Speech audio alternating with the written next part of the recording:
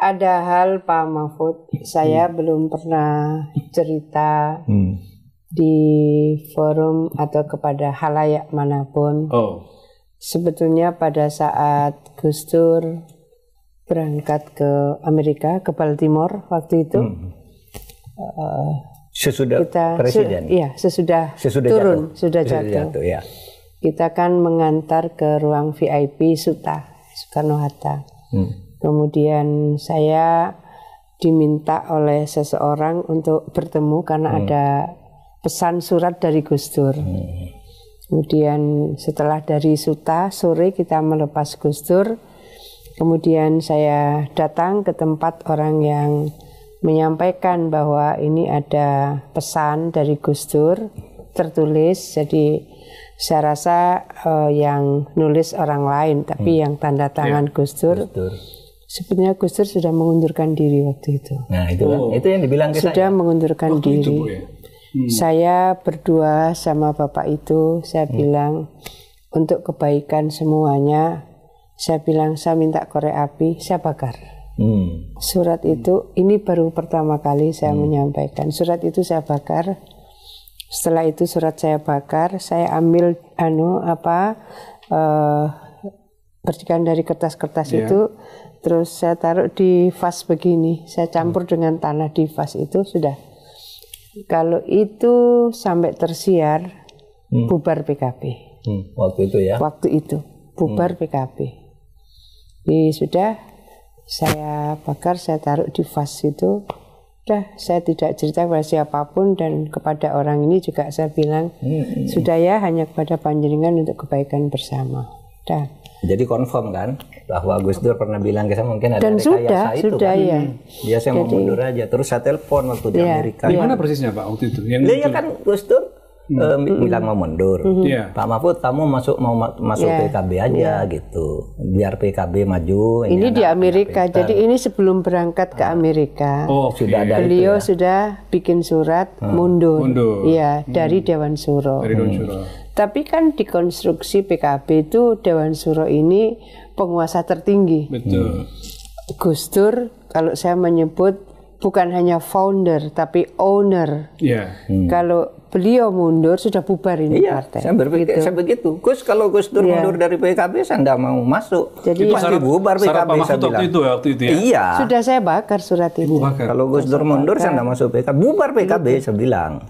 Apa dalam pertimbangan cepat Bu Hovifah mengambil putusan membakar itu? Bubar itu partai. Keyakinan bahwa itu akan bubar. Saya yakin bahwa ini kan nggak ada payungnya. Itu tahun 2001 Pak. Ya. Tahun 2001. Udah, terus saya campur dengan tanah yang ada di vas. Ini cerita yang belum pernah terpublikasi, Bu ya? Belum. Iya, luar biasa.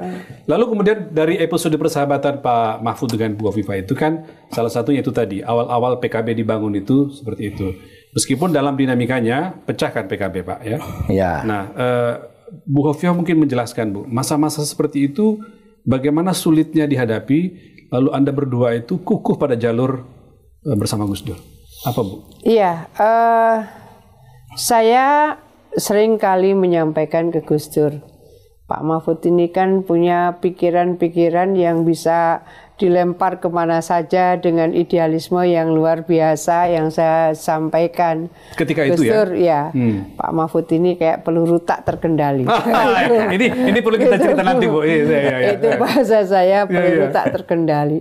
Dan Gus Dur membutuhkan tim yang memang bisa mengawal perjalanan dan implementasi pikiran-pikiran yang seringkali out of the box, pikiran-pikiran yang mungkin beresiko.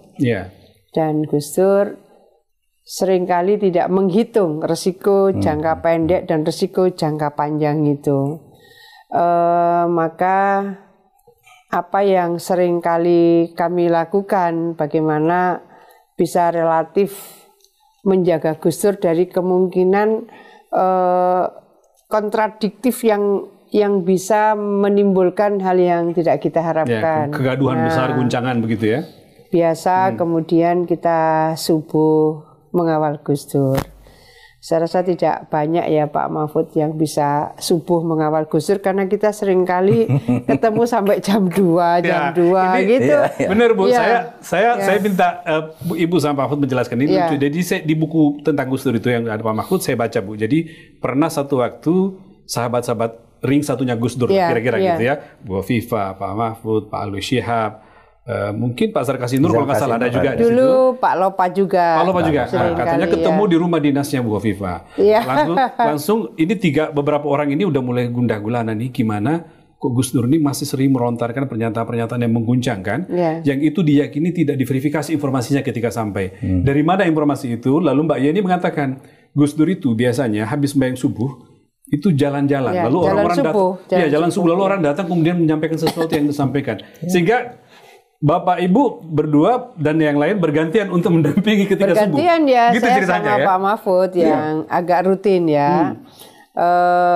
Ada hal yang kemudian menjadi peneduh sebetulnya dari kemungkinan kalau orang bangun, misalnya tahap pertama itu informasi yang sampai itu menimbulkan konflik of interest misalnya. Nah itu khawatir kebawa pada pagi hari, siang hari, dan seterusnya.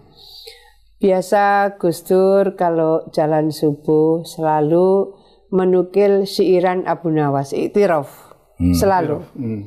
Dalam keadaan stroke yang sudah 3 kali, Gus Dur masih hafal 2000 bait.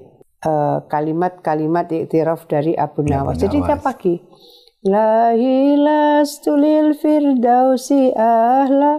Ya Allah, jikalau aku ini sebenarnya nggak pantas masuk surga Firdaus, wala aku alan naril jahim, tapi aku juga tidak akan kuat jika kau masukkan ke dalam neraka jahimu, dan seterusnya. Diterjemahkan, dijelaskan sampai dulu Pak Wimar Witular kan beliau juga rajin ikut jalan subuh. Jubirnya Gus Dur ya. Beliau sampai bilang, Gus Dur saya ini sekuler, tapi kalau saya sering jalan subuh begini, saya bisa jadi ideolog. Karena Gus Dur tidak hanya membaca dan menerjemahkan, tapi juga memberikan makna dan menjelaskan ini kalimat ini.